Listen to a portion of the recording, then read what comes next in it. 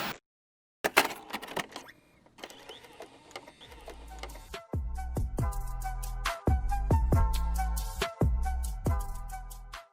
I'm Rohit Chaudhary. I'm a real estate developer from Pune, a yacht designer, and also a sneakerhead.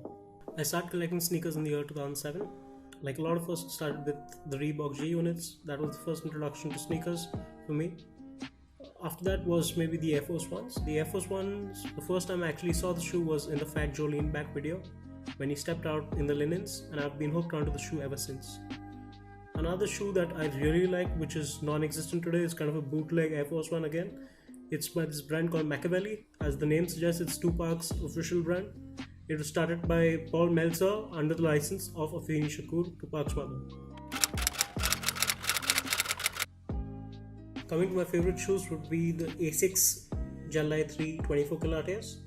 This is actually a collaboration between Asics and this brand called 24 Kilates, which is a superb brand. So they launched this shoe when they opened their Thailand store.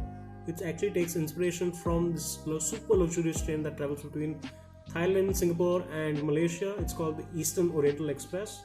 So as you can see, the colors are based out of the interior of that train, and the materials on this are just phenomenal. The next shoe is an RSX Motorola collab.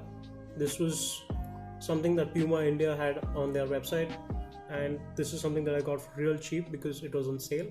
This is actually, as you know, it's a collaboration between Puma and the Moto Razr, which was something that was an iconic part of our earlier years when we had the Moto Razr, the V1, the flip phone. A few of the other silhouettes that I am actually on the hunt right now is for the Packer Diadora Rayquan, which is a beautiful shoe.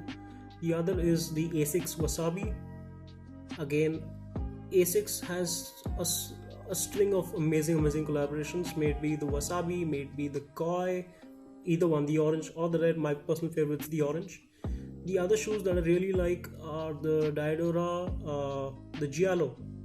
Now that is an amazing collab by Extra Butter, which I was lucky enough to cop by during this lockdown because of Extra Butter's stockroom finds, which is something that is a unique thing where they just put up their old collabs online, and it's just a treasure trove for people who never had a chance to buy these shoes for the first time. Another one that I bought was the Diadora, the Titan, the Spaghetti Westerns. You do need to check out that shoe. It's just brilliant the way they've executed that collab.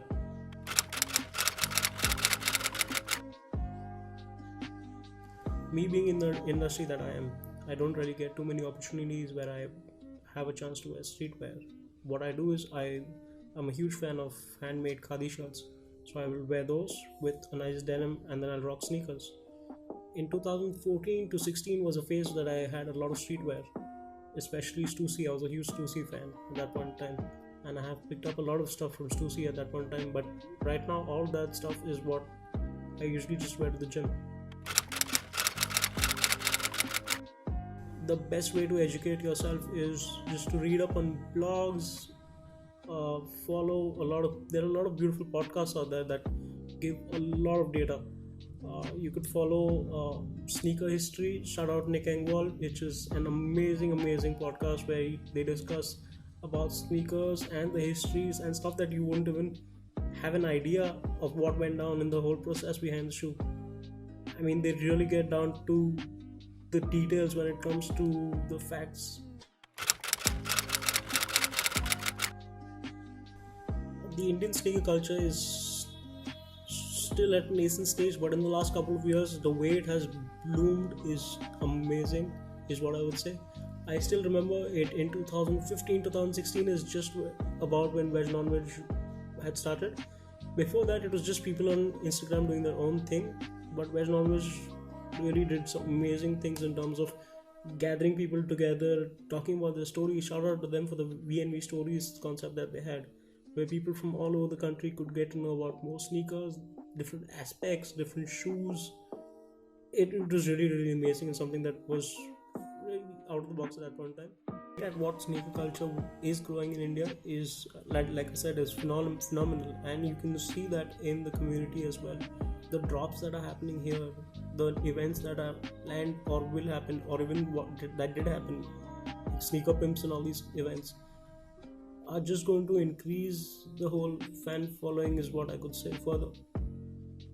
Like nobody would have thought that, you know, 5 or 6 years down the line, that a shoe like the reverse breads, which is limited to such a small number, would drop here and people would actually camp out for the shoe. But this kind of stuff is happening here right now, which is phenomenal, and it's just going to take off after this even more. One advice I would give to the sneaker collectors is, it doesn't matter how many pairs you have. You might have 2 pairs, you might have 200, you might have a pair worth 2000, you might have a pair worth 2 lakh rupees. You're still a sneakerhead. At the end, do not let anybody dictate your purchasing. Buy what you like and wear what you like. Do not just go on a buying spree because people are putting those pictures online and telling you it's a good shoe. Buy a shoe because it connects with you. Maybe in terms of the story, maybe in terms of the design, maybe because of the materials, maybe in terms of the color. That's all it has to be. And you don't need to spend money to be a sneakerhead. Get that thought out of your head.